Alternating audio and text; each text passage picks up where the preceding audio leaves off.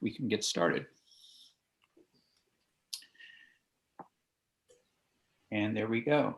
Okay, good afternoon, everyone. Welcome to Senate Education. It is March 25th, Thursday at 2:45 p.m. Just quickly, a little housekeeping. S100, I know some of you have heard, others I may have been in contact with. The short of it is that we, a few of us met yesterday, and the path forward looks like it is going to have some more time. It'll be on the floor, as you heard, until April 1st. But Senate Agriculture is going to look at financing and try to get, maybe a different path forward financially than the one that initially was outlined. So they're looking at a number of different ideas. As I believe I mentioned, ESSER funds cannot be used for this, but is it possible that at the school district level, they could work with their budgets in a certain way to do some of this work? Could we start to do this work just more incrementally? So those are some of the kinds of questions that they're going to be asking themselves and working with the Agency of Education. And I told Senator Starr that we're here to help after he gets started, but that's where things are at this point. So any questions on that? Okay, great. So today we are talking about returning to a topic that we've had some time on in this committee, and that is the topic of civic education. And we had back in January, when we were starting to look at this topic, we had a lineup of people that were going to come in, but given schedules and other pressing issues, if you will, we needed to postpone until today. So I very much appreciate everyone that is here. I think we're going to have a lively, interesting conversation. To frame it a little bit, I believe, and I think I'm speaking for everyone on the committee, we want to see, understand first and foremost what we're doing out there in the state around civic education and whether or not there are areas that we as the legislature should take action, if action is needed, to make improvements in civic education. So to that end, we invited the agency in, and we're going to start with the agency. I know both Martha Dice and Jess DeCarolis are with us, and we've asked them to tell us a little bit, give us a little bit of what is happening on the ground, K through 12, and what they see perhaps as needs that the legislature can help with. We are then going to hear from former State Representative Ann Look, who served on a task force on civic education when she was in the legislature. And then the highlight is, not that everyone else is in the highlight, but a particular highlight is Mr. Henshin and his students, all of whom are here to talk about some of their work on the ground in civic education. So with that, unless I see questions, I think I'm going to turn it over to Martha and Jess. And thank you both for being with us. Really appreciate it. We know the two of you are working incredibly hard on a number of different fronts, and really appreciate you taking the time to be with us today. So the floor is yours. Well, thanks so much. Thanks for having us. And I do want to just say I'm going to stay off camera because I've been having connection issues all day. And it's very possible you will lose me, most likely mid-sentence. But for the record, my name is Jess DeCarolis. I'm Division Director of Student Pathways at the Agency of Education. And I'm going to let my colleague introduce herself. Hi, I'm Martha Dice. I'm the Global Citizenship Specialist at the Agency of Education.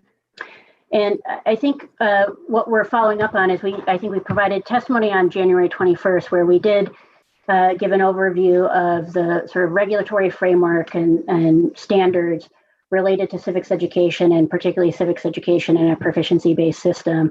And what we said we would do is go back and get some more detailed information about what courses might look like. We had an initial scan through the SLDS of some courses just to give you some insight. And then also to make some recommendations about what are initiatives or actions that we can take beyond sort of the legislative solution, right? Because we know in legislation that's it's one tool and it can be a very rough tool, and we already have standards in place, state adopted standards. And so how can we move towards that implementation that will improve outcomes for students in the state? So I'm going to try to share my screen. Oh, it looks like I'm disabled. Okay, Liz will, I think, be able to help you with that. And I believe also Mr. Henson is going to need to be able to co-host as well when his time is up. But let me also, Jess, if you'd be so kind, only because January seems like 30 years ago. You know, if you could just mention maybe where we can find the standards again, or perhaps after this, just direct us to those standards so that as we're making our way through this, we're as fluent and up to date as possible. Absolutely. And can folks see my screen? Yes, perfectly. So I was anticipating that you, like us, probably can't remember what happened yesterday. I have the links to the previous testimony at the top. Terrific. That both gives civics education and context, and then our reflections on S17 as it was written. Thank you. Sure, absolutely, totally get it. So, you know, what we did is we said that we would engage in sort of two activities. One is that we wanted to get a qualitative scan, so we surveyed curriculum directors through through VICLA, which is the Vermont Curriculum Leaders Association. And while we had a small number of respondents, 7 supervisory unions were represented because we had a tight window. We thought we were testifying again, so we sort of closed that. And that really gives us a qualitative sense of what folks are doing. So all respondents stated that civics and/or civics concepts are taught within their supervisory unions or supervisory districts. The concepts that are outlined in the bill, constitutional government, human rights, individual rights, inalienable rights, and voting are taught within each responding SUSD. And most reported that other concepts such as popular sovereignty, natural rights, classical republicanism, and social contract theory are also taught. And that's not exhaustive, that's just sort of an example. All SUSDs reported that the US Constitution, as well as principles of judicial review, checks and balances, and federalism are taught. And all respondents reported extended civic learning opportunities are available. So, you know, across the K-12 continuum, extended learning opportunities and civic engagement activities such as student council and volunteering and service learning, community service are available. And we know that because Act 77 outlines extended learning opportunities as a flexible pathway, I thought it was important, and we had spoken about that before, which is learning is not bound by time or buildings, and that students are engaging in developing civic literacy even outside of a classroom or a mandated class. We then wanted to get to sort of that quantitative component. So we did an expanded SCED code scan, and that stands for school codes for the exchange of data, which is something that you like to talk about on a Friday night over a glass of wine. Mm-hmm. And working with our data division. And again, this is a rough instrument. So I would say that this gives you a snapshot, but we would have to spend a lot more time digging into that if you wanted something much more refined. But based on the descriptive information within the SCED codes, pulling up from the statewide longitudinal data system, we were, and this is inclusive of classes, for instance, like straight up civics and government, but also, and I see we have a Abenaki and local history, American heritage, American history in a global context, restorative justice, women in the White House, etc. So the names of courses aren't always indicative of the content within them and doesn't really specify, but in their descriptions might be getting at some of these civic concepts. So in fiscal year 20, there were 26,704 enrollments in social studies classes of varying length and credit type, and meaning semester, year-long, or quarter credit. And there were 10,821 unique students enrolled in social studies classes. So, you have a very big percentage of students every year engaging in courses that are delivering civic content. Jess, everybody else may know this, but what's it when you say unique students? Meaning we're not duplicating students. So sometimes people will, the Oh, yeah. enrollments, you could have, one student who's taken 2 classes. So 2 enrollments count for 1 unique student. So Got it. that's a clear-cut number. We're not duplicating students. So I'm going to now turn it over to Martha, who's going to take us through the state activities to support civic literacy. Right. So when we were here in January, you all had asked for some suggestions that were without cost as to what the legislator might be able to do to increase civic engagement and civic involvement. So we put together some ideas of what the legislature can do, as well as what the AOE could do to support civic opportunities. A lot of it is overlapping and collaborative, which is great. There are things that are community focused, like y'all can go on, but why, and answer the tough questions posed by elementary students, or also volunteer with the Historic Commission on the 250th anniversary of the nation, which is a really monumental project that we're starting already. Supporting voter registration is actually one of the pillars of the Center for American Progress that testified after we did in January, of something that would support strong civic learning. And then, volunteering in classrooms and volunteering for educational opportunities like mock trial and Vermont History Day, We the People, things like that. And there's also a national civic legislation page that keeps state civic resources. So that could be the state resource page regarding civic education could be beefed up to be a little bit more than just how a bill becomes a law and the committee work. In regards to the Agency of Education, with the field, we could develop PK-12 sample curriculum, civics related curriculum that could be housed on our AOE website. We could be providing professional development for PK-12 educators. We also would be able to cull resources and lessons that would be aligned with the C3 state adopted standards, as well as the PBGRs that were developed by the field. And this is something similar, if you're aware of the big national rollout about 3 weeks ago from the US Department of Education, Harvard, and the National Humanities Council. It's something very similar. Also an inquiry-based program, and they culled resources for educators to be able to use easily.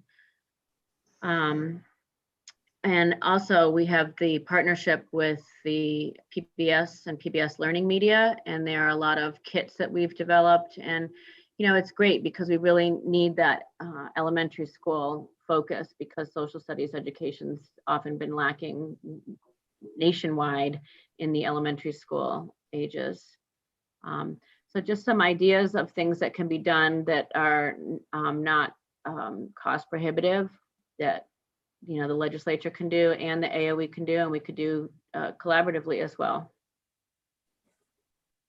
And so I'm going to stop sharing, and then we have some other things that we want to talk about. But I think at one point you'd also asked about world languages. So just wanted to let folks know that we added some information here at the bottom. We don't need to testify on that today, but for your review, and if you have questions, we can follow up. Thank you. And I think previously what we had spoke of and what we would recommend is really focusing on implementation.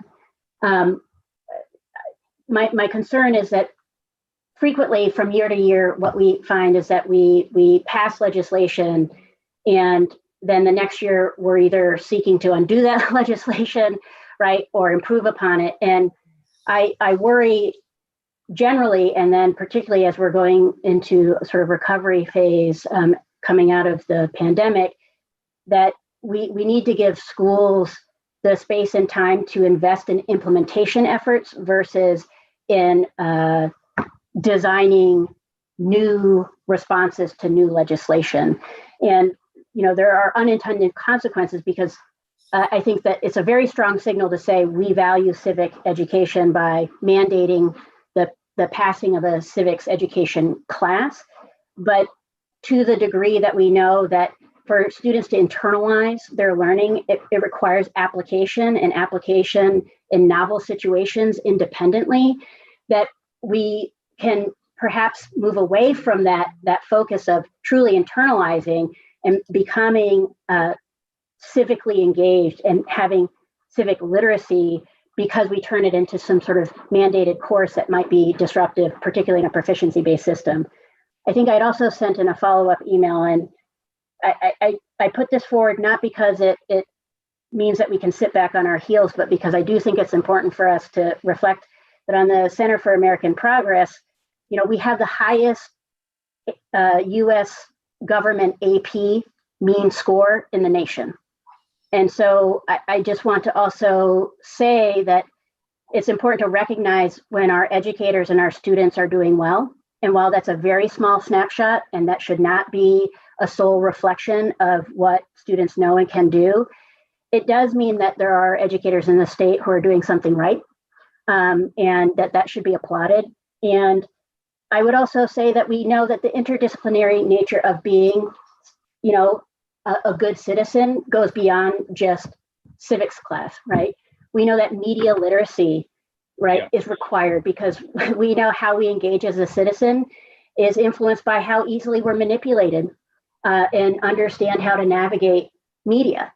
We know that being having civic literacy also can impact our ability to be financially literate, and vice versa. So we have multiple literacies at play, and I know that there is a bill in play around literacy, big L literacy, and so thinking about even our literacy levels and how that impacts our ability to consume information and engage as a citizen, it's all interconnected. And I would be worried about the unintended consequence of having a mandated course that might not only impact the ability to engage in those interdisciplinary learnings, but also might stymie some creativity that we're seeing at the local level.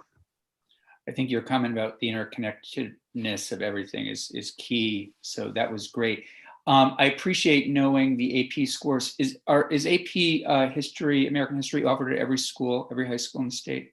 It's not offered at every school in the state, but I can certainly get you a list of where it's offered. I'd appreciate that. The schools and just generally numbers, that would be really helpful, I think, to all of us to have a sense of that. And that's kind of thing has been on our mind in terms of offerings as we made our way through the weighting implementation plan as well.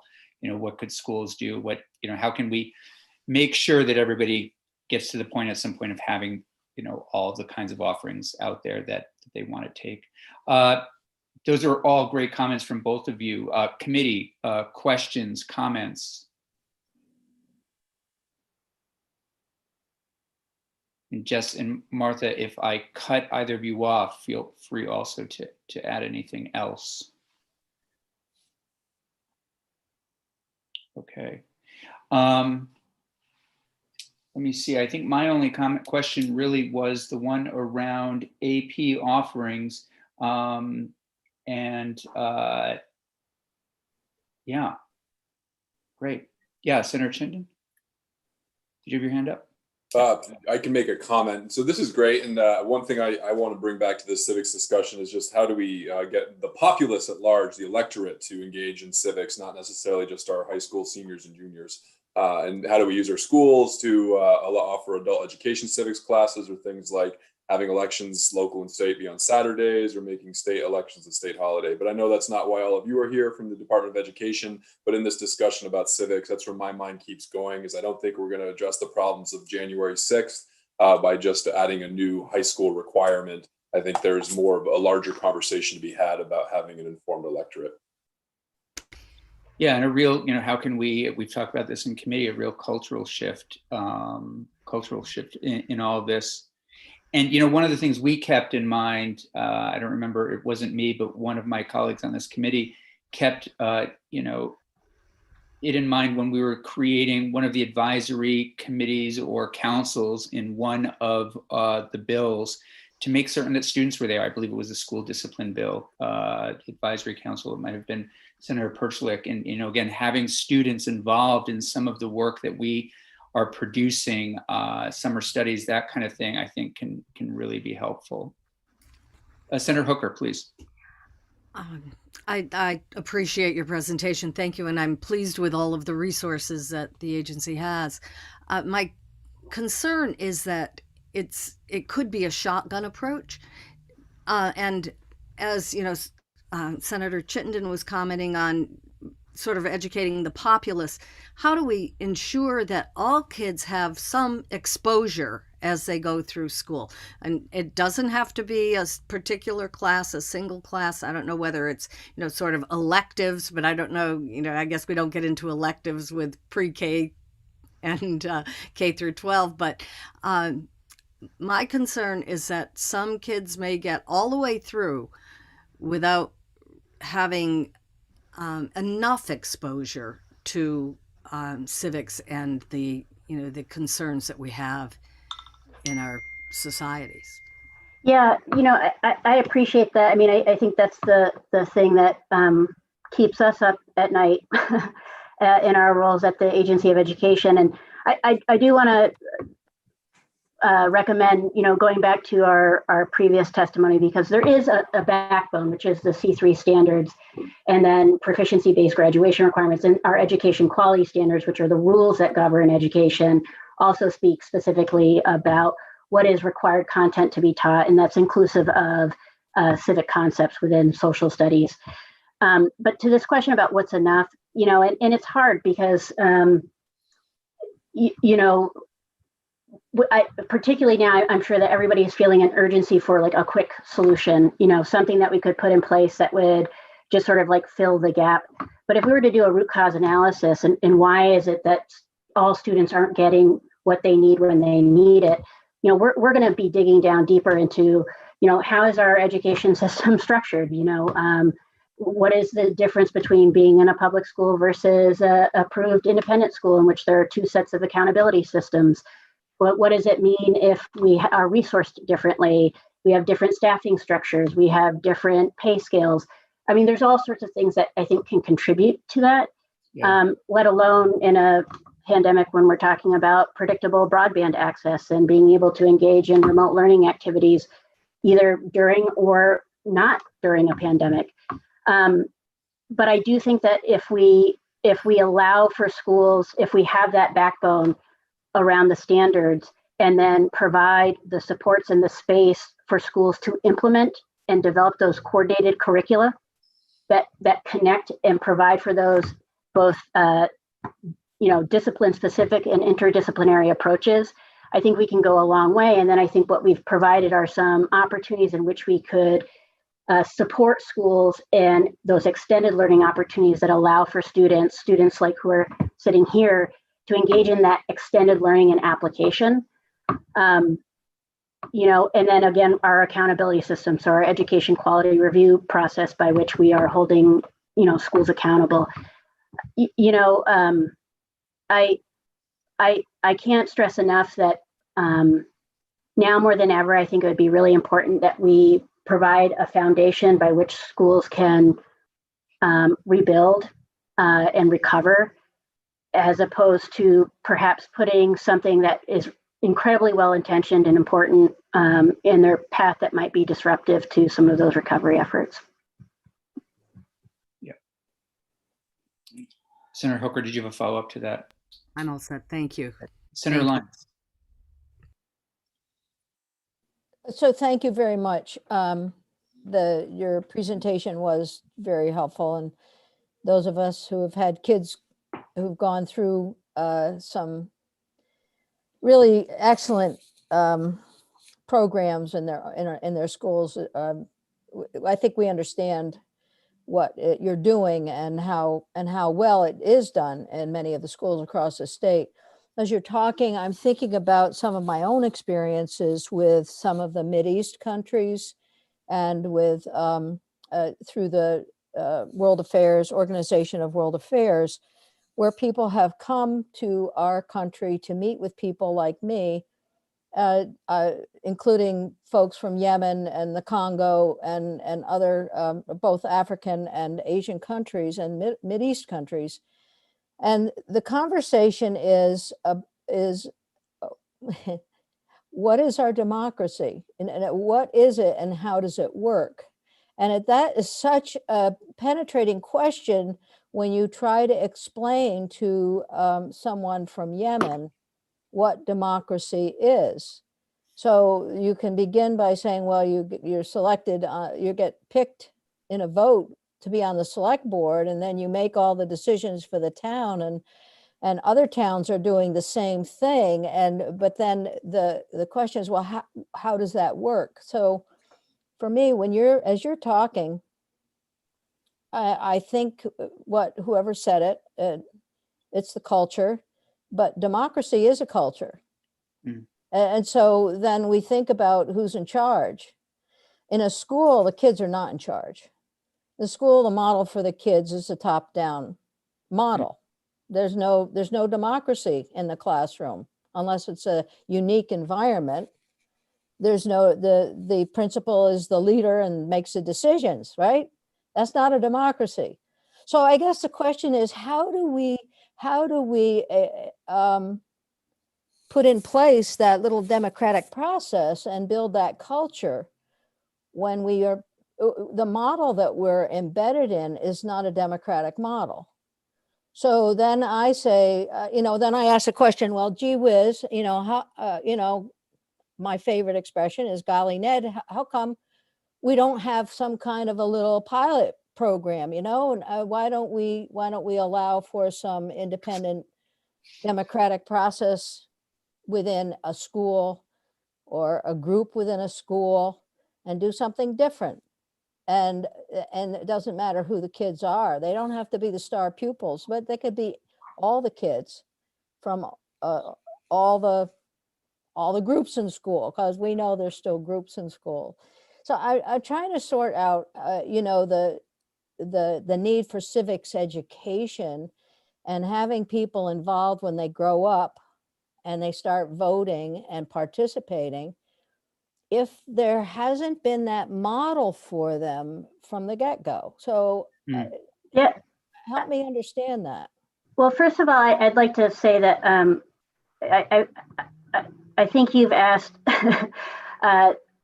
one of the sort of more complicated questions, and I really appreciate it. And I feel like this could take us into the weekend, but to not take us into the weekend, because we have folks who are here to testify, I would say that this is where thinking about, legislation around personalized learning and our proficiency-based learning, et cetera, comes into play. Personalized learning, one of the 5 essential characteristics is student agency, right? And how do we start to develop that student agency and that autonomy in which, students are making decisions about what they're learning, how they're being assessed, how they can demonstrate their learning, indicating their interests, maintaining personalized learning plans, which really should be the foundation for their professional presence as adults in the real world, because we all have them, whether it's LinkedIn accounts, et cetera. But I think to this question about democracy is even in our democracy, right? So, you and I can't necessarily declare war. And so there are roles and responsibilities that are attuned to different positions and bodies. And I would want to be able to disaggregate, how do we embed that student-centered learning approach in which students are active participants in their learning and are engaged in activities like being on the school board, being on the State Board of Education, being in school councils or student councils in which they're determining activities and decisions and engaging in policy making. But at the same time, to recognize that adults also have a responsibility in school, that they can't abdicate that fundamental responsibility, and that might be that they are engaging in a scaffolded way as you move across the grade bands, in being an instructor and then a facilitator of learning over time. And I wouldn't want it to be seen that if students can't make some decisions in the classroom, that's because it's not part of a democracy, but rather that it's a understanding of the roles and responsibilities of the professionals who are in the building. But you're right. There's many ways that we could be modeling it, and thinking about how do we model it in policy that's representative of our core values.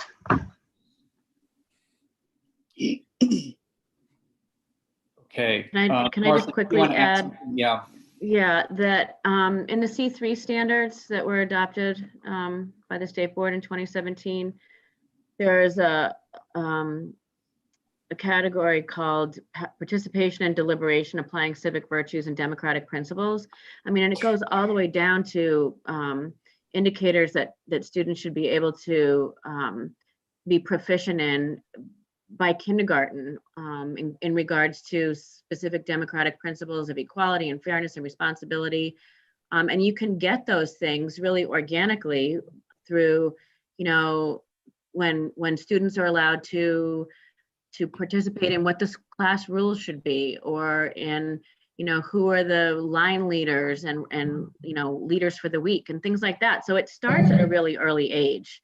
And I think, school elections and all of those things are really strong models of democratic principles at the classroom and school level.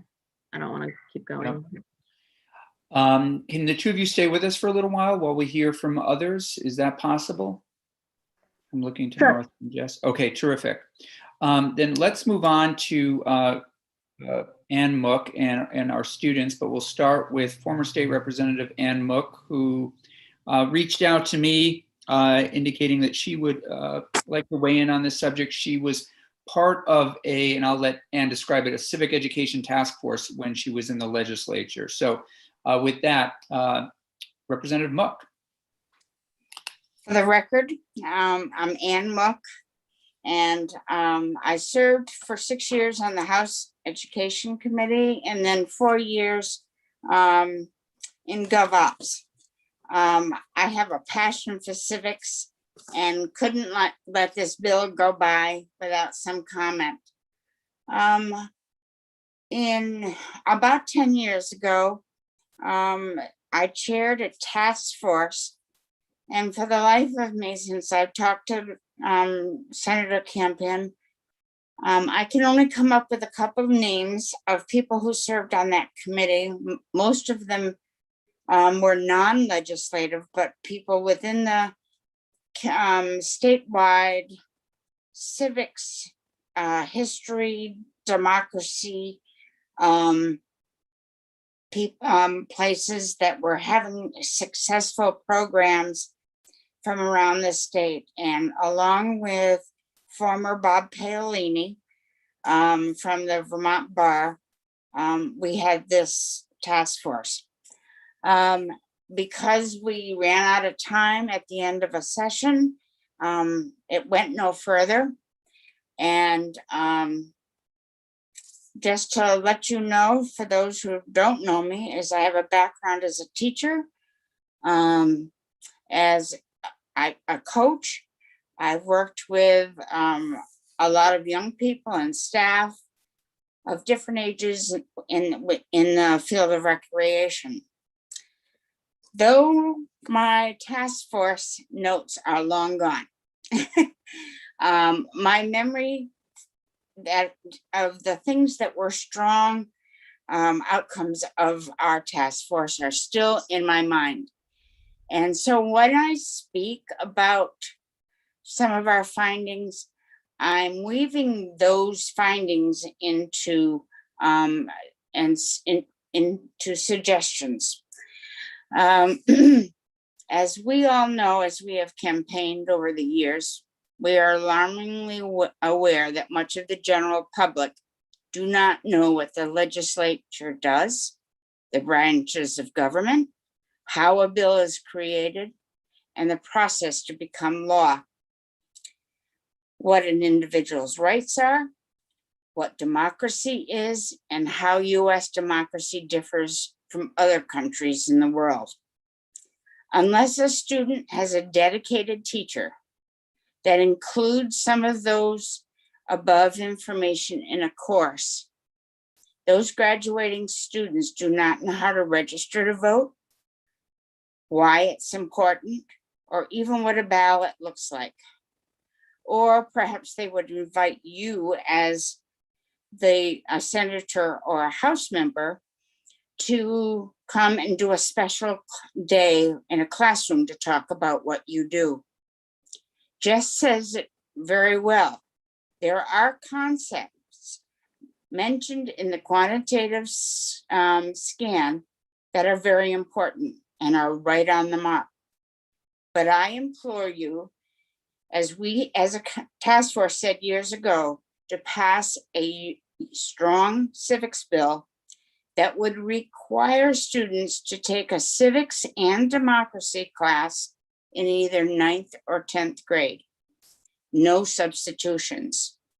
This would include all independent and religious schools and tech schools that are not connected to a district high school. One of the outcomes of the task force was that some districts were doing an outstanding job with a required civics class. Others, it was an elective. They offered it, but it was an elective. And it had maybe only one semester a year. So that it is possible to have an outcome of only 25 or 50 students graduate from high school with a real understanding of civics and democracy. They are entering our voting market that have never seen a ballot, developed critical thinking skills in relation to determining false facts. You talked about literacy. Realize the impact of social media on democracy. What are citizens' responsibilities? Knowing the branches of government, why there's a constitution and how it was formed and what's in it, and limited state of Vermont history. And they don't know who the world leaders are. The task force found that where civics was an elective, there were courses on history that students were allowed to take. They could take history of the Holocaust. They could take a world history class pre-1700, and they could all be substituted for civics. I don't think you as a committee need to legislate another task force. My suggestion would be to go home and sit with principals in your area high schools and find out how curriculum of history courses are determined. This will give you the information to finalize your bill. What are the requirements that are required in that particular high school's civics class? It has been 2 generations since civics has been required in some districts. There are some that are doing a great job. We found that some history departments, the staff sit down and decide what teachers are going to teach what history class that year. What if a department has a teacher that has not taken a civics course in their college curriculum? If young people are taking civics, their parents will also learn with them, reaching 2 generations. It's a domino effect, making them better citizens and participating in our communities. That is a good outcome.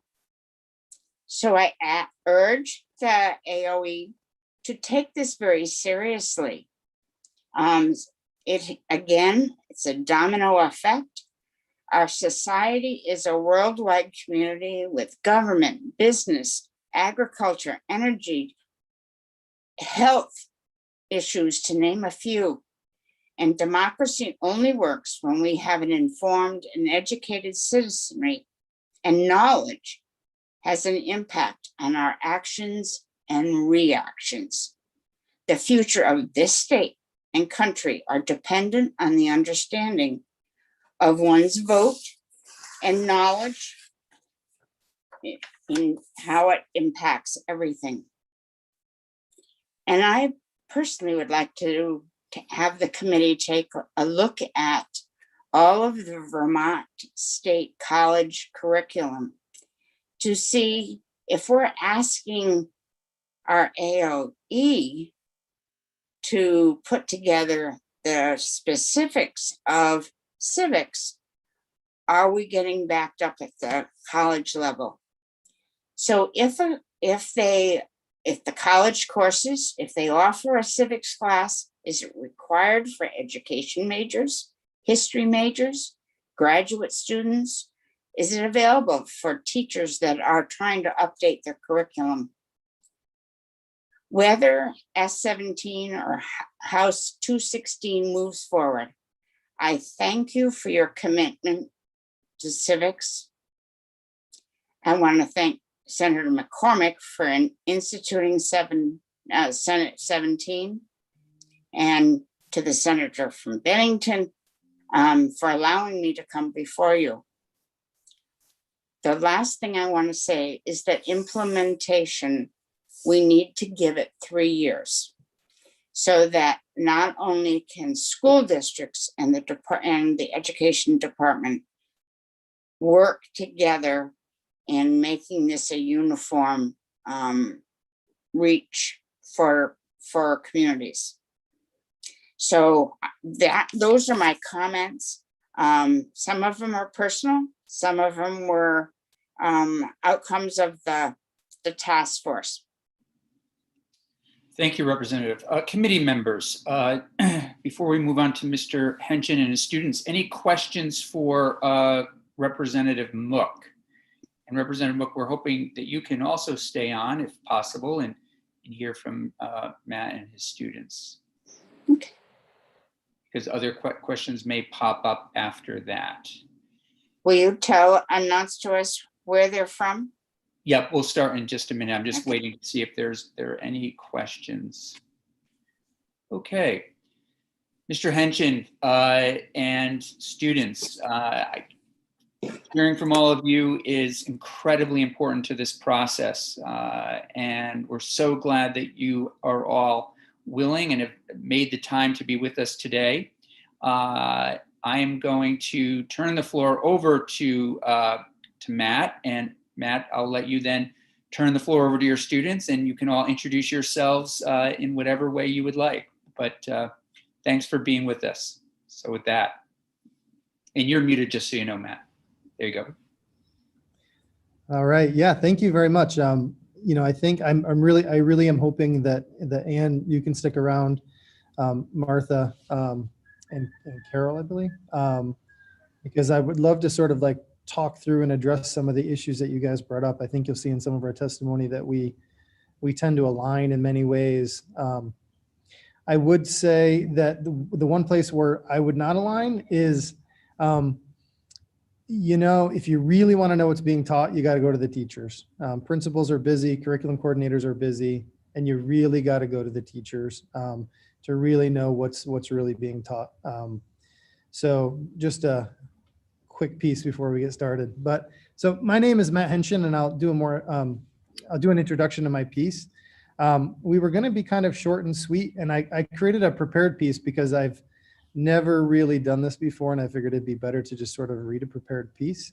And in my piece, I'll quickly introduce the students, and then they can introduce themselves after.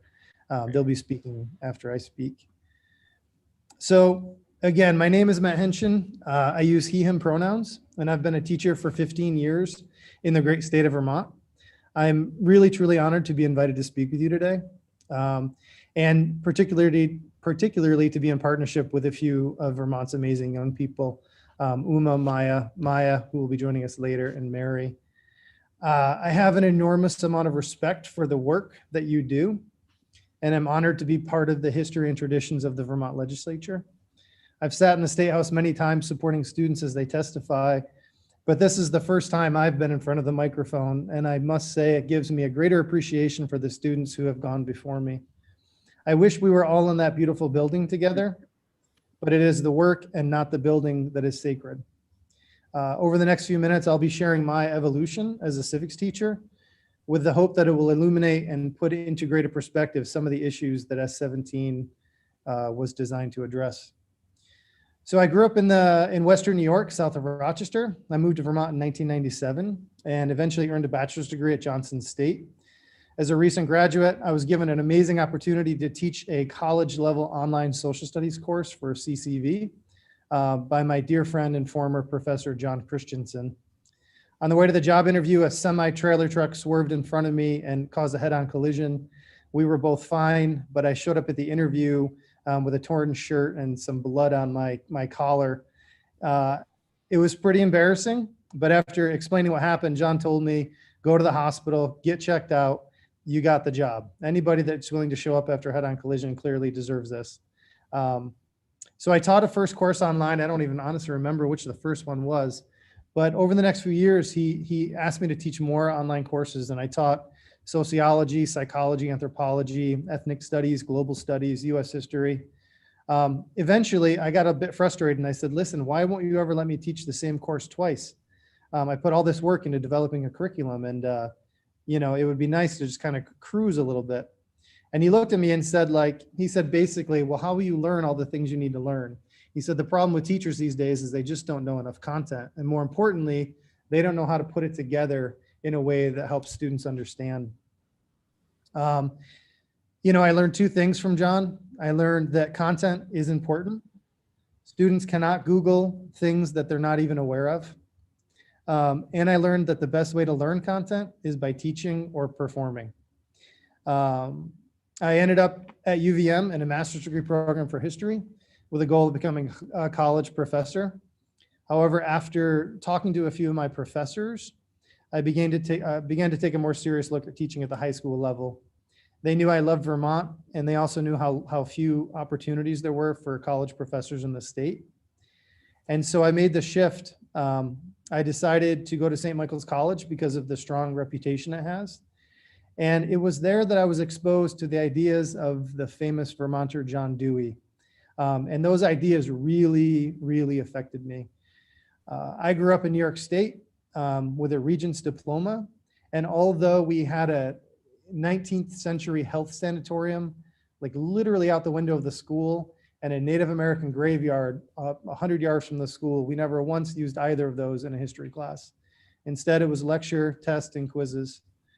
And John Dewey teaches us that education is not preparation for life. Education is life. And so after a year of student teaching at Rice and a part-time position there, I was fortunate enough to acquire a job at Harwood in 2007. I've been teaching there ever since. And I'm here today actually because of two events that took place over 10 years ago today.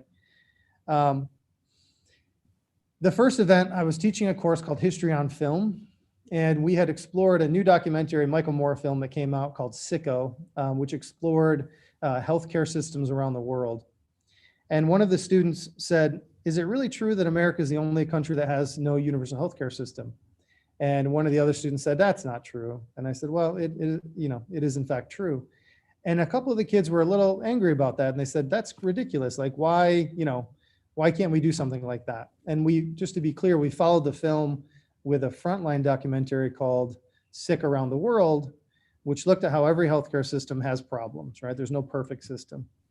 But they were frustrated. And I said, what do you think you can do about it?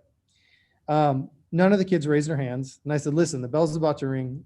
I didn't want to see two hands go up. So two hands shoot up.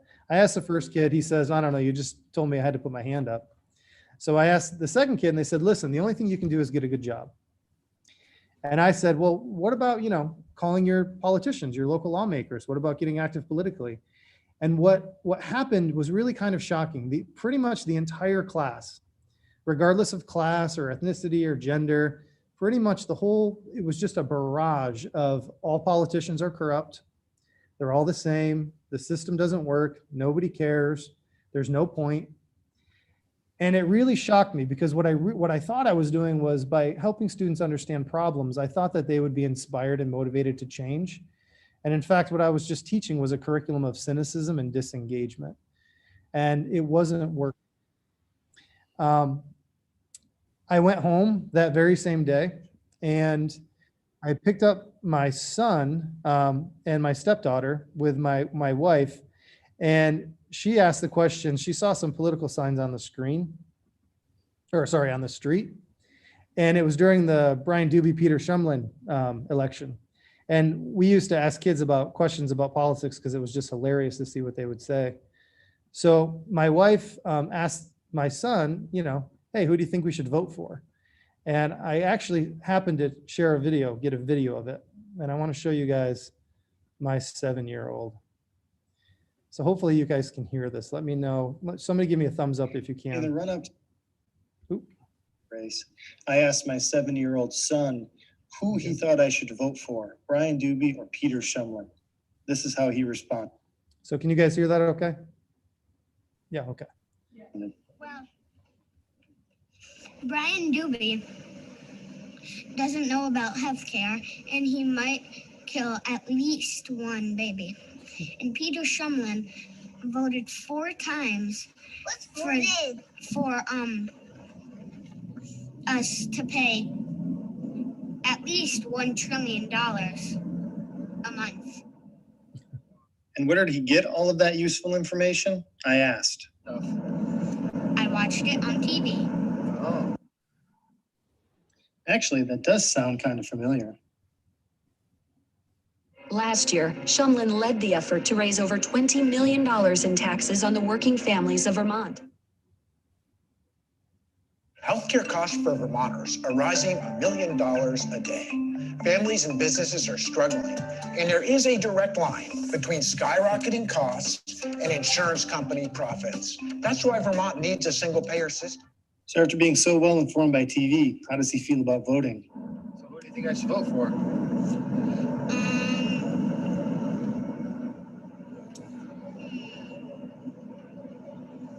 I don't even think I should vote. And there you have it, the wonderful effects of negative political ads. In the run-up to the most recent So that was literally the same day. And I went to graduate school at St. Mike's, and I approached my professor. I had spent 4 months developing a capstone research project. And I walked in and I told him, I said, I needed to change everything. I've got to do something about this. Young people, the level of cynicism, apathy, and disengagement was just absolutely shocking. And James Nagel, great professor at St. Mike's, smiled, nodded, and said, okay, let's get started. So at Harvard, I don't co-teach. And so I reached out to the only other people in the room that could help me with this problem, which were my students. They engaged in some really amazing social research. They did a bunch of, they interviewed a whole bunch of young people and created videos and acted as partners in our quest to better understand why young people were so disengaged. Through our research, we developed some preliminary understandings of what might be causing youth inaction, and most importantly, what schools might be able to do to help. I developed some action steps that I hope to deploy in the classroom. And I'm not going to get into the details. We can talk about that later if you have more time. But a couple of key things that I really realized. Number one, creating the space for strong youth and adult partnerships in the classroom has been instrumental. Treating students as partners in the learning process, absolutely essential.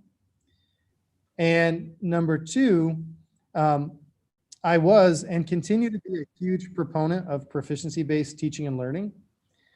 I know this term means a lot of different things to a lot of different people, but in my opinion, one of the key tenets of proficiency-based learning is that we strive to create powerful learning experiences where students are performing real-world, authentic tasks, where students are doing science, not just learning science, and doing civics and not just learning civics. This experiential learning process of memorization, application, and reflection is a critical concept, and especially if the goal is deep learning. So my desire to create a curriculum of hope where students were actually performing civic responsibilities led to the development of the Civic Action Project, where students were encouraged to act as global citizens by addressing a need in their community. Now, for some students, that's meant high-level lobbying for political issues they care deeply about, organizing rallies and doing really amazing things. And for other kids whose community is a lot smaller, it's meant talking to them, in a really real way about what's their life going to look like after high school, and what is their path, and where do they see themselves 10 years from now. That's the work that a modern civics teacher does. I will refrain from calling this issue a crisis because language like that is so often used to push forward policies quickly, and at times without careful deliberation that should take place. As I teach my students, laws should not be created quickly or with forethought. And I assume that's one of the crucial lessons that you would like me to teach students. That legislating takes time, and that we have a system of checks and balances and separation of powers precisely to slow things down and ensure that the laws we create, which often bear the unbelievable power of the state, must not be developed in haste.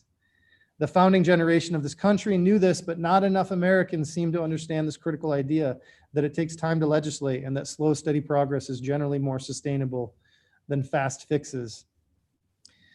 Some of you may know that I work with a large group of young people from across the state in an organization called the Vermont Youth Lobby. The idea for this group began in my classroom several years ago when, after a lesson on political lobbying, one of my students asked the powerful question, "Do we have a lobby?" I asked her what she meant, and she said, young people. Is there anybody advocating for us? We were both surprised to learn that there didn't seem to be any organization that was lobbying on behalf of youth. So she said, okay, let's start one. And that's how the idea for the Vermont Youth Lobby got its start. It's been one of my proudest achievements as an educator. And many of the students I work with are learning so much about the world through social media that it's important that we teach it in the classroom, because what they're learning, particularly about climate change, has caused them significant concern. When we avoid discussing these issues in school, it does not mean students aren't learning about them. It only means their education is coming from TV, as my 7-year-old son got his information, and increasingly social media. These students know what scientists are saying about climate change, and they're determined to take action because they know it's their generation that will be holding the bill. They are justifiably impatient and frustrated, but it is my job as a civics teacher to help them understand how much actually has been done and why it is so hard to turn an entire country or state around. So nations are like battleships, I tell them. It takes time to turn around, and they don't turn quickly. It's my job as a modern civics teacher to empathize with their frustration, but also remind them that when they ask for immediate action, what they are really asking for is not democracy, but something else altogether. When you ask for a quick change, what you are really asking for is the ability of a small group of people to have enough power to steer the ship quickly in one direction. And people powerful enough to do that can also steer it quickly into disaster. It's also my job to be honest with them about the state of our democracy and the many threats that exist to our democratic system, including the corrosive impact of big money, the manipulative impact of the mainstream and social media, the rise of political tribalism, hyper-partisanship, and political extremism. It's my job to help them be proud of their country and to acknowledge the great work that still must be done to achieve greater equity and justice for all Americans. Above all, it's my job to teach them how to take their frustrations and use it as fuel for informed, responsible, polite, and firm collective action. To teach them that the only thing that really does change the world is a group of active and committed citizens willing to take precious time from their busy lives to push for things they feel are important. It's my job to teach them how the system works at many levels, at their school, reflecting on how democratic their school is, in their town government, in the state house, federally and globally. It's my job to teach them how we do things in Vermont and how it's often different than at the national level. To recognize that our legislators are simply hardworking average Vermonters, moms, dads, and neighbors. That all of you are doing your absolute best to make wise decisions that affect us all, and that you grapple every day with limited resources and unlimited needs.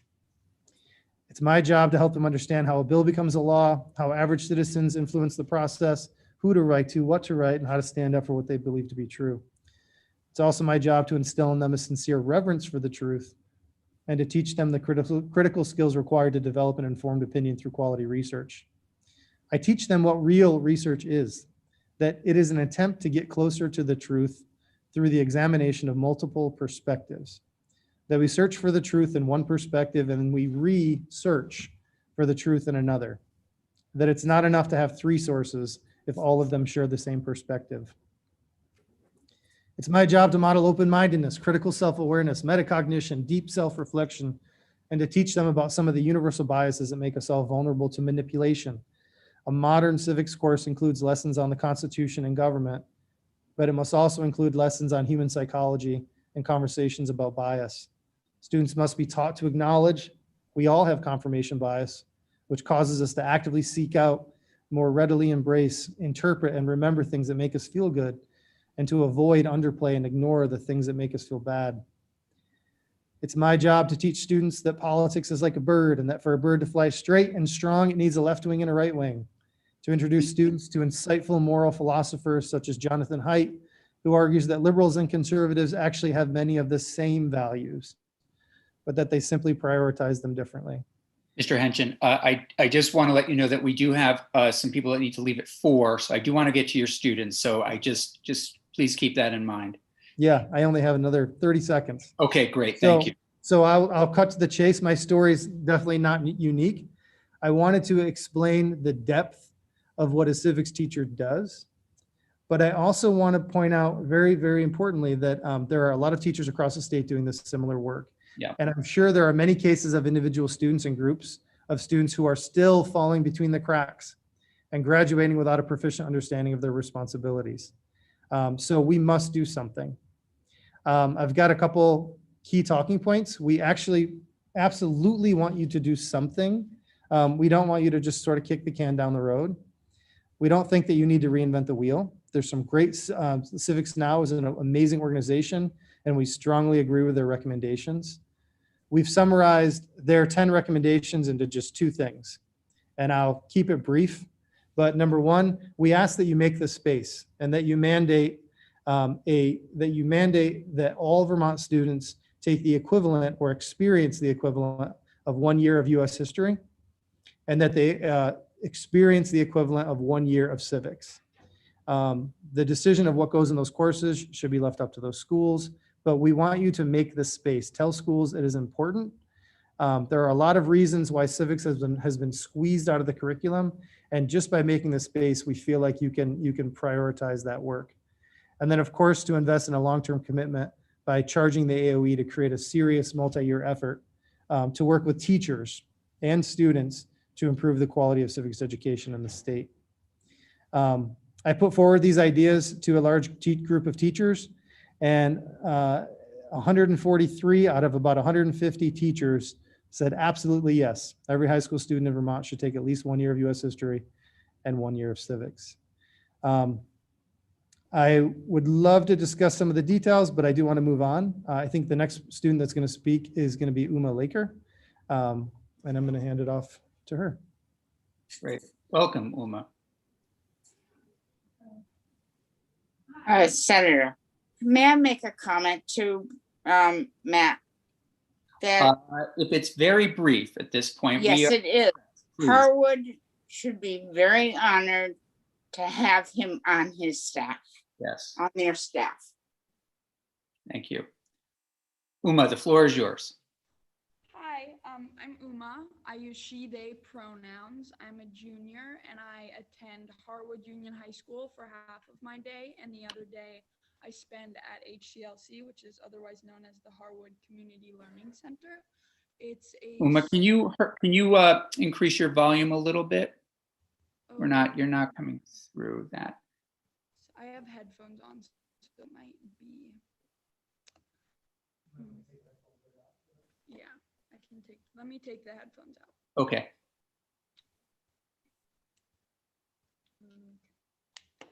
Can you hear me better now? It's about the same, but I think if everyone turns up their microphone, you might be okay. Yeah. There we go. That sounded a little better.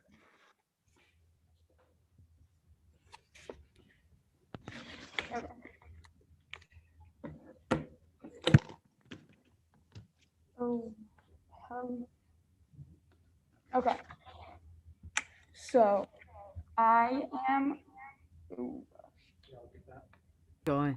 Uma Laker. Oh, I need to look at my thing. and I am a junior at Harwood Union High School. I attend Harwood half the time and HCLC the other time. HCLC is a project-based student-centered program that Harwood provides. I just first of all want to thank the committee and Mr. Henchen for both of you guys letting me express how important I believe civics education is for students. I believe it is important for students to learn about their responsibilities they have as a global citizen and as a community member. I took CSC for the first time last year, and this year I returned as a teacher's assistant. I was becoming more aware and involved, and I started to value Mr. Henchen's class and his goals as a teacher. As I said, I TA'd this semester and the past semester. Last semester I created a unit for one of my HCLC projects. We have semester-long projects, and I created a unit about gender equity and feminism, and I co-taught it with Mr. Henchen in the class. I have seen CSC through the eyes of both a student and somewhat a teacher, and every day I'm fascinated by how Mr. Henchen manages his class and how the students respond. I believe we need to expose all students to education that isn't just teachers talking to them, but with them. I cannot explain how good it feels when as a student, when a teacher can have open and safe dialogue with us. The nation is becoming more diverse and complex. Social media itself is a whole world that most adults really don't understand or aren't even involved in. The media twists words and stories, and without the knowledge to be able to find the truth within all the lies, kids can easily be fed false information and easily believe it. We need to start sending kids into a world with a knowledge of how our system works, how to search for the truth, and how to engage in productive dialogue. This isn't something that can wait. This needs to happen now. It is our civic duty to prepare future generations for the world that they now live in. I personally felt after the shootings in Atlanta a week ago, I was recognizing the lack of education we have about the oppression of Asian Americans. I was frustrated because I felt like I was cheated. We learned a lot about Black oppression in history class, but racism is so much more than what has been taught in the past. New identity, phrases, and conflicts are popping up every day, and the lack of education about the oppression of Asian Americans, the violence and oppression towards trans members within our political system and socially. These aren't necessarily new issues, but they are becoming more and more prevalent in our society, and it is a responsibility of politicians and teachers to create the change we need for kids to understand what it means to live on this earth. And just reiterating what Mr. Henchen said, we're asking you to create time within schools so that every student has the opportunity to engage in a civics education, and the AOE work with students and teachers openly about what we as students want to learn and what teachers want to do. And that Great. is all. Wonderful. Mary. Nice job. Hi, everyone. Can you hear me okay? There is a bit of an echo, but I think so far so good. Okay. So hi, everyone. I'm Mary Smith. I'm a junior at Harwood, and I use she, her pronouns.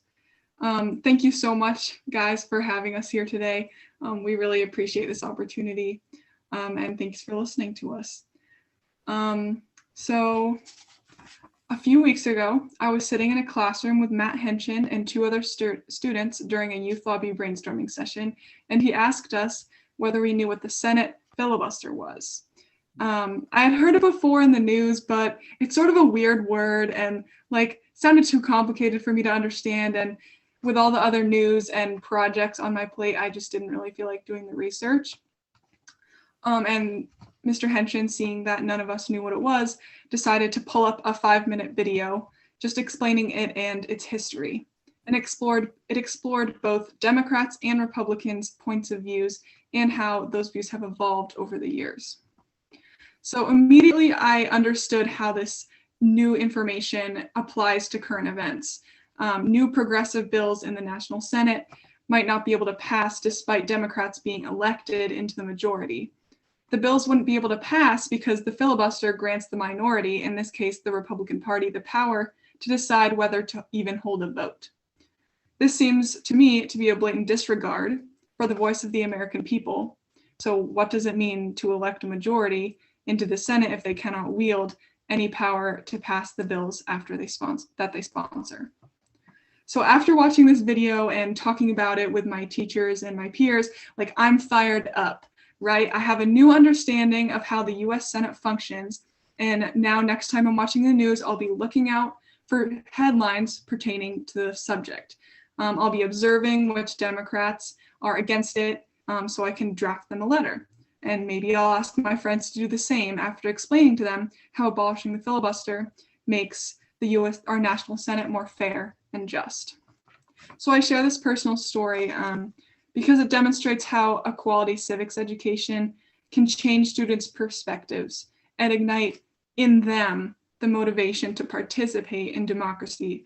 Mr. Henshin tells us all the time, democracy is not a spectator sport. It's just, that's not how it works. And so during this sort of youth lobby group session, like I may not have memorized the preamble to the Declaration of Independence, but I did write a letter to my congressman illustrating what he can do to create a more just Senate that better reflects the will of the American people. So through learning about the government and how to change it, I've gone and done it all on my own. So no one told me to, but only because I've realized the power that I hold in our democracy. Are you guys hearing me still? Can you guys hear me? Yeah, you're breaking up, but you're coming through. Okay. So I've realized the power that I hold in our democracy. If teachers strive to spark curiosity and passion in their students through teaching them the true histories and complexities of America and exploring current events through the lens of change, this will drive students to want to participate in democracy.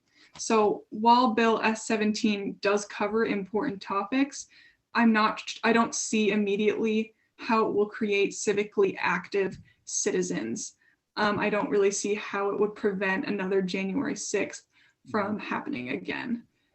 So I believe that there aren't adequate civics and US history standards really implemented nationwide or in our own state. So if you've watched the news the last few years, I think we can all agree that our country has sort of gone down a road that no one really expected it to go.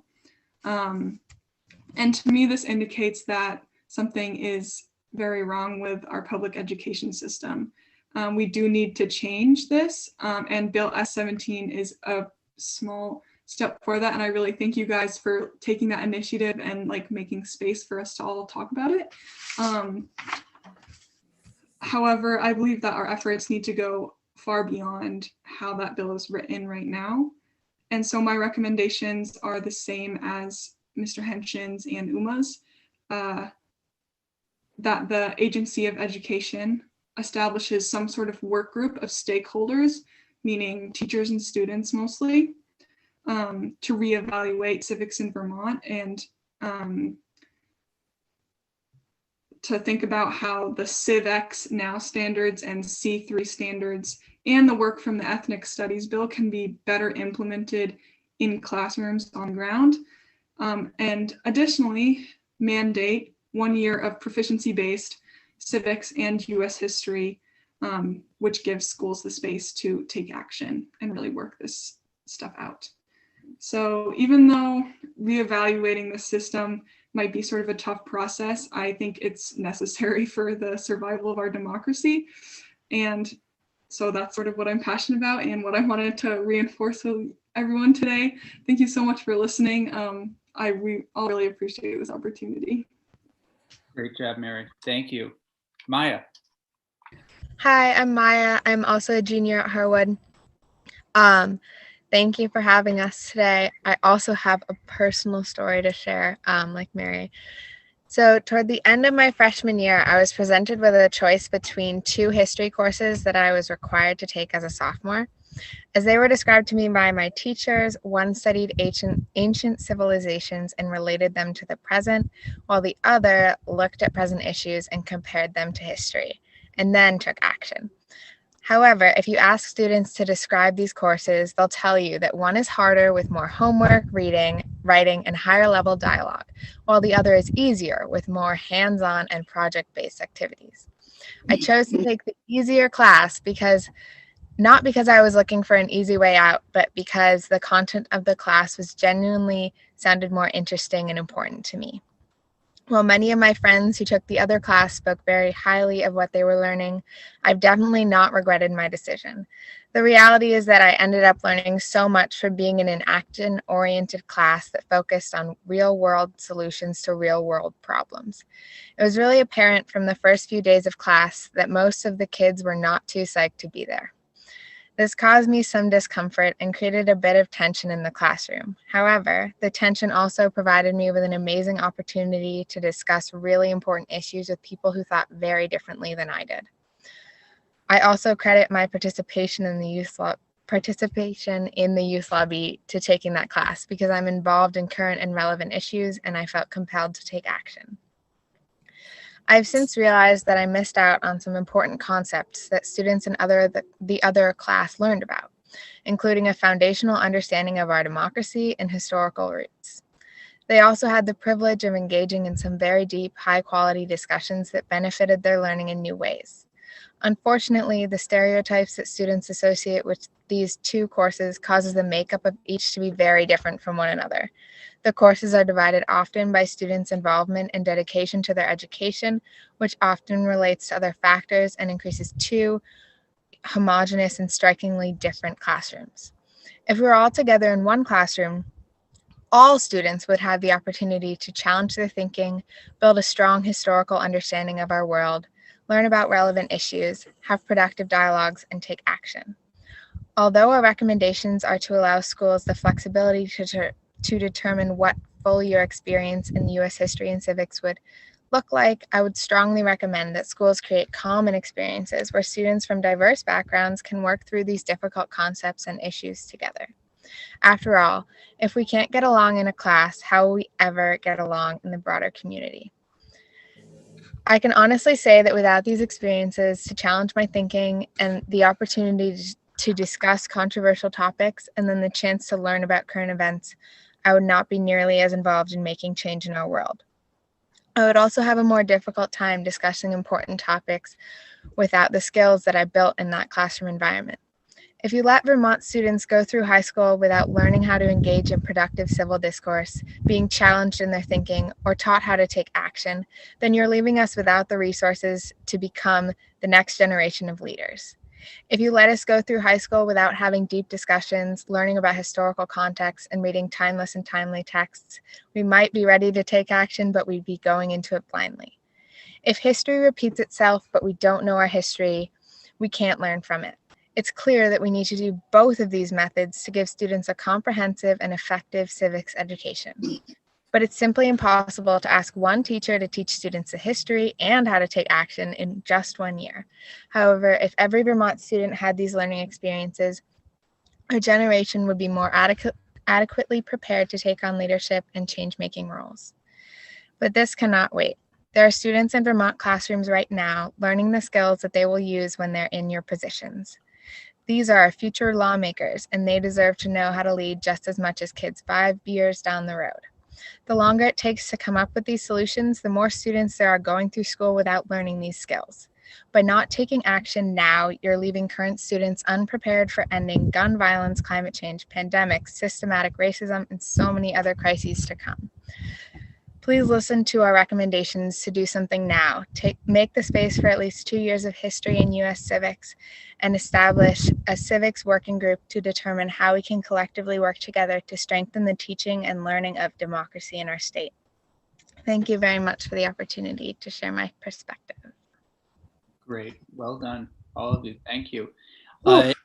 Maya, am I pronouncing your name correctly, Ms. Hines? Okay.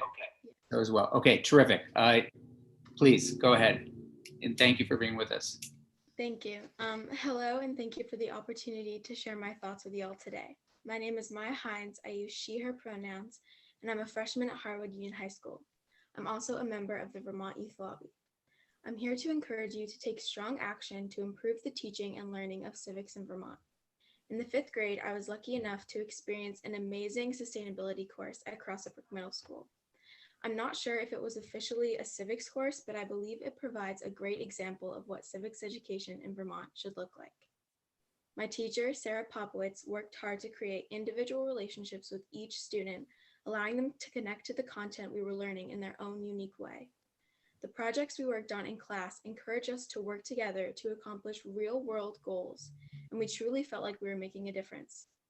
The student and teacher relationship felt less like a dominant relationship and more like a partnership. She helped students build off of their passions and connect to the content that she was teaching. As a 9th grader, I haven't learned very much about the concepts listed in Bill S-17. What I have learned is that it is up to us to work together to make the world a more sustainable place. Growing up, everybody hears about climate change, but until this class, no one had ever explained it to me in a way that made it stick. However, when Mrs. Popowitz explained how climate change might impact one of my favorite sports, skiing, I became determined to do something about it. I learned what climate change was, what was causing it, and how we can help. But I didn't learn this from reading an article or listening to my teacher lecture in the class. Instead, we went outside. My teacher pointed out specific things that we could learn from. We looked at the compost bucket, the rivers nearby, and the solar panel field out back. We looked at examples of real-world issues at our own school. In this class, we didn't just learn what sustainable farming was and how to raise chickens sustainably. We actually had sustainable farms, and we did raise chickens in a sustainable way. This class was incredibly engaging to me, and looking back, I realized it was not only the lessons of this class, but the way it was taught that made it so enjoyable. We were able to learn about things we could all connect to in an extremely engaging way. Kids created a sustainable business called the Cougar Co-op that sold the food that we were growing and cooking. Students raised a lot of money from this business, which we were able to use for other projects in the future. Through this, we learned the benefits and importance of sustainable farming and how to run a small business. With Sarah Popowitz's guidance, a few friends and I ended up organizing a community event that helped to educate the local community about the UN Sustainable Development Goals. We held a raffle for sustainable products, and all the proceeds went to sponsoring a little girl in India. I believe that all civics courses could have this same effect on students if they were taught similarly. Sarah Popowitz gave students options to expand their learning in pretty much any way they wanted. This kind of teaching leads to learning and activism. It encourages students to speak up for what they are passionate about and make a difference in our society. It is what I am doing today and what I will continue to do. Recent events have clearly shown that we need effective civics courses for all students. Something must be done to prevent events like the Capitol raid from repeating itself. Students need to be properly educated on our government so they can understand what they can do to affect change. I believe that teaching civics courses through meaningful experiences and hands-on projects rather than lectures and tests is the best way to solve this issue. I believe that there is not enough engaging civics courses taught in Vermont. I would strongly recommend the state to invest in teaching educators how to teach in a more experience-based way. Students can get so much more from these kinds of classes. They can leave the class with not just new knowledge, but also new experiences. I also recommend modifying S-17 so that students are not required to pass a test at the end of their civics course. I think that there are so many more effective ways to teach students than through test-based learning. S-17 includes very important content that should definitely be taught. I would just ask that we consider the way that it is going to be taught. Thank you for having me and listening to my perspective. Excellent. Well, you were all incredible, and it certainly gives me a lot of hope and excitement that you are coming up in the ranks and going to be taking over for all of us at some point. So that was terrific. Senators, committee members, questions for our guests.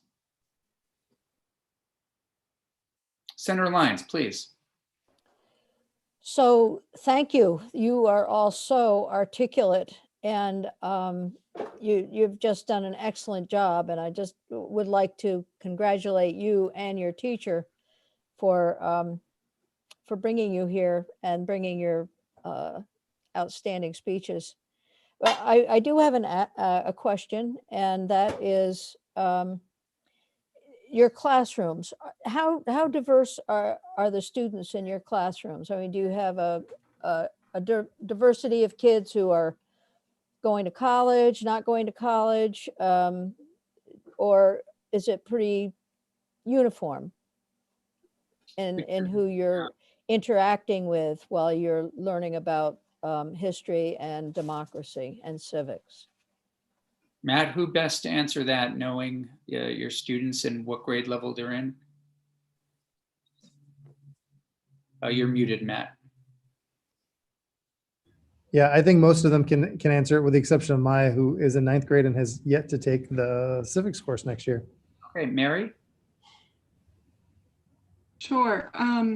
So you ask about the diversity of our civics classes. So Maya George sort of addressed this a little bit. So at our school, there are 2 different classes. There's 3 democracies that you can take, or you can take CSC, which is creating sustainable communities. And creating sustainable communities is more project-based, action-based.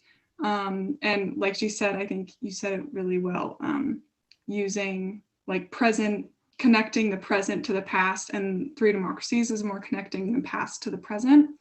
And generally, I would say the 3 democracies class gets sort of a reputation for hardworking kids, maybe kids who will seek higher education, maybe whose parents went to college, that sort of thing. And I'd say, I guess, the opposite for CSC. So I think that's one place where we see like a real divide in kids in our school. I see that as an issue. I think we all see that as an issue. Maya George, do you want to add anything? I feel like you may have been more fit to answer this question. I think you answered it pretty well. Yeah, we don't, that's probably like between those classes, probably the starkest example I can think of like a difference between the classes. And class-based diversity is probably the most diverse Harwood gets. We don't have very much racial diversity at all.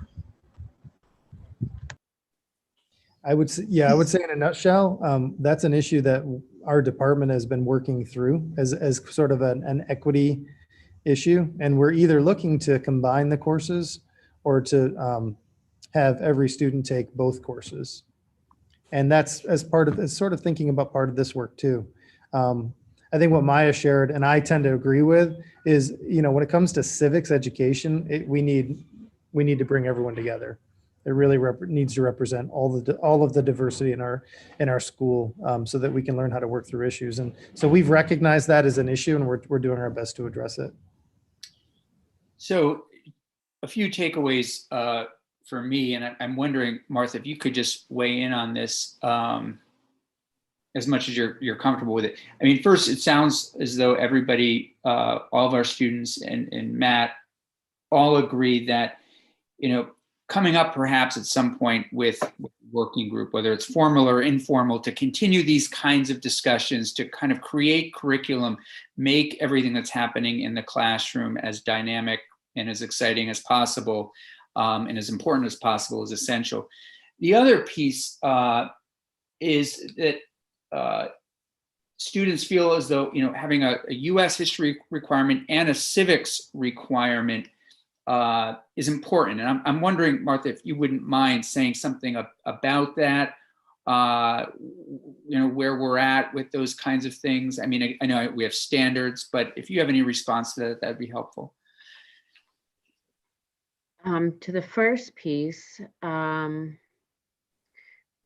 it all sounded very much like work that was going on based off of the C3 standards with the inquiry, the content knowledge and application and awareness and relevancy, and the evidence and the action. And I think that's what all 4 of these students talked about. So that is very much C3 standards based, which again were adopted in 2018 by the state board. I think the big difference that maybe some SUs and SDs haven't completely transitioned to the C3 yet is that action piece. The old GEs were very similar in scope from what I've looked at, because I wasn't here, but the action piece was the big difference between the old standards and the new. And when we that was one of the questions that we asked on the survey, and not all educators or all responding curriculum directors said that they were using the C3 standards yet. In regards to your second question, should US history and civics both be taught? Well, Title 16 basically says that with it's US history, US government, Vermont history, Vermont government. And that's in there, and I think chapter 23. So yeah, I agree. Both should be taught, learned, learning opportunities. Can I clarify, Martha? It's my understanding that we've had this conversation, I think, before, that it says that students should be taught history, including US history, civics, Vermont history, but it doesn't specify that schools, have to teach a US history course or a civics course, and that is up to the local school boards to determine. And I actually believe that most schools across the state already have a US history requirement. It's my understanding. I'm not sure. I think the civics requirement would be the bigger change. They may or may not have that as a requirement. It might be an elective. It might be only a half a year. But I guess that's my point, is that there is, and I'm an advocate of proficiency-based learning. I'm an advocate of a lot of the changes that the state has made. I'm a huge advocate of the work, and I think a lot of, as Martha refers to, is a lot of the work, the project-based work, and the actually doing, comes from proficiency-based standards. I will say, however, that a dark underside of that is that it does not necessarily require classes, and it does not necessarily require content. It focuses mostly on skills. And there are a lot of people that will say, hey, it's a media-rich society, kids can just Google stuff. But again, as I noted, you can't Google what you don't know, what you're not aware of. Content is important. And so I think by having a mandate that you have to create an experience, at least a year in this and a year in that, I trust the great majority of schools would do a hell of a job, creating really strong classrooms. And again, that's not the ceiling, that's just the floor. That's just the minimum that we would expect. We love the fact that C3 standards is pre-K through 12. It should be integrated throughout, just like writing is. But we would just want to, we think, when we went to a proficiency-based system, the other thing that happened is classes in a lot of school districts got longer, and longer classes meant fewer blocks, which meant fewer opportunities for courses and electives. And then with the emphasis on STEM, civics kind of got squeezed out in a lot of schools. So by making this space, you're saying, this is important. We'll leave it up to you, professionals in the AOE, to determine what you do in that course, but make the space, and I would just feel very strongly that could have a huge impact. Senator, 1 second, please. Senator Terenzini. Thank you, Senator Campion and Matt, and to all the students. Thanks for coming. It was great to hear. This is a subject that's I'm very passionate about. I'm one of the co-sponsors on this bill, and I think that if you look at democracy in Vermont, many of the students have talked about DC and what happened on January 6th and so on. I think if you look at this bill specifically, this is the beauty of a democracy in Vermont, is that I'm a Republican. I'm the only Republican on this committee, and I am a co-sponsor with several Democrats. And that's the beauty of the democracy that we live and work in Vermont, because we can agree to disagree on certain issues, but we all believe that we're doing what's best for Vermonters. I just introduced a bill today on the Senate floor that had 4 Republicans and 15 Democrats and progressives as co-sponsors. So then again, there's another good example of how we come together to work on things that matter to Vermonters. And I think, Matt, you mentioned it, that Republicans and Democrats in their heart of hearts, really, we want to get to the same place. A lot of times it's just how do we get there is the different road traveled. So my question to the students are, in any of your political science or civics or history courses, do you ever take an issue or a subject and then dissect it and look at it from a liberal standpoint, and then look at it from a conservative standpoint to see how someone may decide to support or not support an issue? Maya George, do you want to weigh in on that? I can think of a specific example. It wasn't actually in my civics class, but it was in my global studies in 9th grade, which is a required course at Harwood. And I think we took a test online that told you like where you fall between like liberal and Republican and like this whole spectrum. And then we went on a website and researched an issue, like a current events issue. I think we all researched a different one, and the website told you where the article leaned, whatever you found. And so it was like, if you were to search up the January 6th riot, you could find, it would tell you an article from the very far right and the very far left, and then like moderate, and you would be able to read the different opinions. And I thought it was really, really interesting. And then that work did continue in my civics course with Mr. Henshin last year. Yeah. Interesting. Senator Terenzini, I see Uma has her hand up. I don't know if you want to respond first. Yeah, please. Maya, very, very great. I appreciate your answer. And then Uma, I'd love to hear yours. Great. Uma? You're muted, Uma. Uma, it sounds like a great idea. I mean, I can tell you're enthusiastic, but we just can't hear you.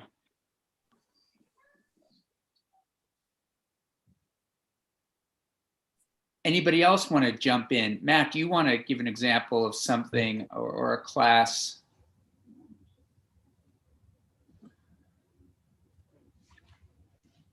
No, we can't hear you either, Matt. Oh, can you hear me now? Oh, perfect. There you go. You want to mute yours? I don't know. It's those darn Chromebooks. But I just wanted to say that during my first semester, yeah, PAing in Mr. Henshin's class, since it was during the election, we did do a lot of political biases and political tribalism, and we looked at the different viewpoints of conservative, liberals, libertarians, progressives, and we did specifically talk about, we've talked about even a little bit Vermont's Progressive Party and how Vermont stands out on that way. So I know that a lot of kids I know that Mr. Henshin tries very hard to look at all viewpoints and let kids discover their own, I guess, stance on issues, and doesn't, I really appreciate it when teachers don't, implement their own biases within their teaching and curriculum. He keeps it very open, and that really helps kids discover what they want and what they believe. That's great. That's very exciting. Senator Terenzini? No, I appreciate the questions. I love to engage with high schoolers because you guys are the future. I would also say, most Republicans I know, you know, would not participate in such behavior that happened on January 6th. So don't think that was a bad sampling of what you saw in DC. That's not the Vermont Republican way. So thanks for being here. Well said. Thank you very much, Senator Terenzini. Jess, you had your hand up, or you have your hand up? Yeah, thank you. So, yeah, I guess I just wanted to comment because I really do appreciate the testimony, and I'd also just want to point out that it's a great demonstration of the success of educational opportunities that are being afforded students. And particularly, I feel like what stood out for me is the role of the youth lobby as an extended learning opportunity and how that really inspired students to further engage. I want to recognize that there's an inherent tension in this. We've heard a lot about January 6th, but I think we could also say that many of the architects of January 6th probably would have passed a civics education class. And so really we're at an intersection in which there's a lot of influences here, and we're trying to solve a problem with a particular tool. I would just go back to, certainly we have state adopted standards that I think are fairly robust. Hearing that folks feel like they might tweak that a little bit, that makes sense. But I also heard, Matt mention STEM, and I think one of the unintended consequences of attempting to solve problems like January 6th with a mandatory class, and again, I'm happy to go back and do another sort around our classes because we have an enormous number of enrollments in U.S. history and civics education, is to what degree does that then cause an unintended consequence of another content area being compromised, right? So with the passage of Common Core, there was a lot of emphasis on English language arts and STEM, which pushed out, career technical education courses and pushed out civic education. And then at what point does someone say, well, now this new thing, comprehensive sexual health, must be a mandatory course. STEM education or computer science must be a mandatory course. And then all of a sudden you start to create complexity in a system that is already complex and that's proficiency based. And so absolutely, and I would want to just say that Martha works with educators all the time. We work with educators, and I think, Matt, we met because we took the call, right, and engaged in a conversation with you. And we're always open for that. But I would just caution against the blunt instrument of a mandated class, and particularly, Senator Lyons, comment about a democratic culture. There's a tension, an inherent tension in saying we want to, have student choice and a democratic culture, and we're going to do so by mandating a class and the passage of a class. And so in Vermont, we always do this. We have freedom and unity on the flag, which I like to call frunity, and to that degree, I would just hope that we would have some balance and understand that I think this is an implementation issue and not a legislative issue. I just to clarify, I think we agree, we're 99% there. I think that what I would say, because I've thought about this, is that civics is different than English, math, science. Maybe health education is actually a good idea of something that students should take. I know Uma has a lot of strong opinions on that, because it is something that it is different. Every other course in some way is designed to help students sort of succeed in the world. It's about them. It's about their success. It's this sort of individual model. Civics is not about them necessarily. Civics is about us. It's about the community. It's about democracy. And it's something that we all need to engage in. So I would say we're different. And I think we deserve to be treated differently. Now, of course, I'm a civics teacher, so hopefully everyone else feels the same way about their own topic. But I would say that we're different, and the language we would use is that students experience, not pass, not have to pass, but an equivalent of a 1-year U.S. history and the equivalent of a 1-year civics. Schools have a ton of flexibility over whether they want to provide a common course, whether they want to provide more choice to kids, how they want to do that. But I do think that, 2 years for democracy, is okay. And I don't think that it's going to lead to a slippery slope of like more and more and more. And if it did, call me back and I can make an argument for why we're different. Yeah, no, I appreciate that. And you're not wrong. Yeah. Every content area sees their importance. Yeah, yeah. And I'm not sure if you're characterizing, in my opinion, accurately Senator Lyons' comments and idea. I mean, it's, as I took them, they're more, what are kinds of the things that we can create in a school culture that, that puts students at all different grade levels in the driver's seat in some regards. I mean, I don't think it's, all of a sudden students are going to say, wait, they allowed us to put in a new salad bar at lunch. That was our decision, but now they're coming on down, from Montpelier that we have to take civics, So I think, again, we're trying to make cultural changes here. And I think giving students certain opportunities to weigh in, at the school level and vote and participate is exciting for one. Senator Lyons. So yes, I want to say that I would not ever support a single class mandate. So it's the culture shift is what's so critically important, and you can get that through experiential learning, as you have all said. It's just awesome, but and sort of understanding the basis for a cultural change toward democracy is respect.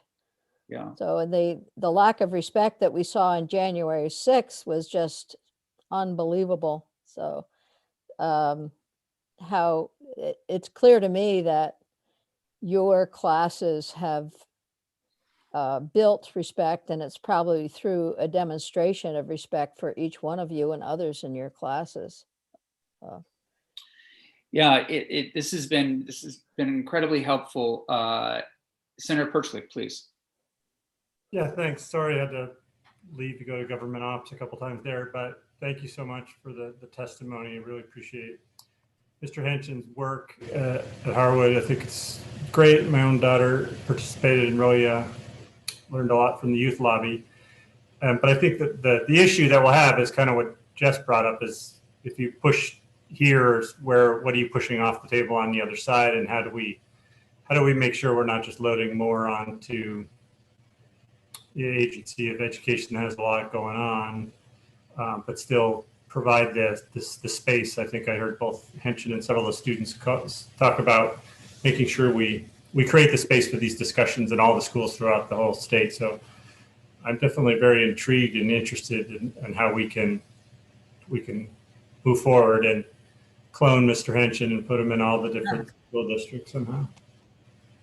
I mean, that could be the investment that we need to make, is cloning Mr. Henshin. That would be STEM education. But in all seriousness, I mean, part of what I'm hearing also is that maybe, teachers, as much as we can, we want to provide opportunities for teachers to learn from one another. As Mr. Henshin said right in the beginning, it's teachers who are, in the classroom, on the ground.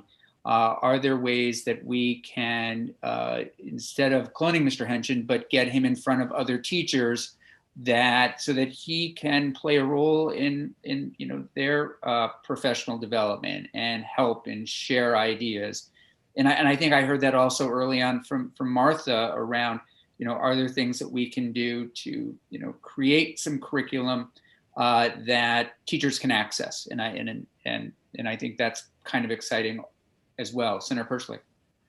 Yeah, and it's not too different from our discussions on literacy. And there are some really good literacy teachers, and there might be some other ones that we heard of that got out of teaching school and realized they didn't know how to teach kids how to read. But we heard a lot about coaching other teachers on how to do good literacy, and there's some folks that want us to require specific courses on literacy.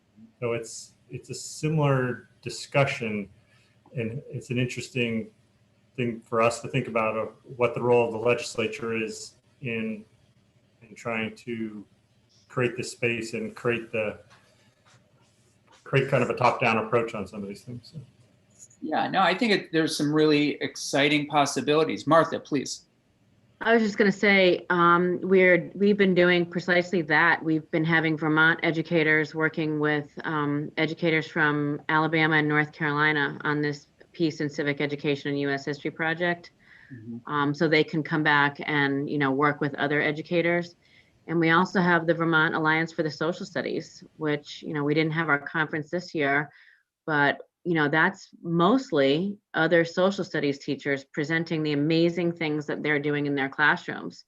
And, between working, having an opportunity for the AOE to be part of some, work groups with students and educators, and I think it's great opportunities available.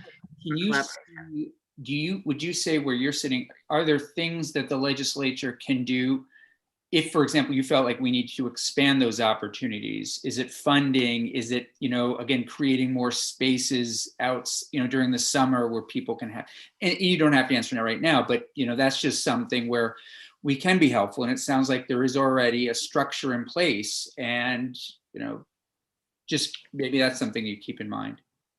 Yeah, and we provided suggestions for you all to consider what your role could be in the future.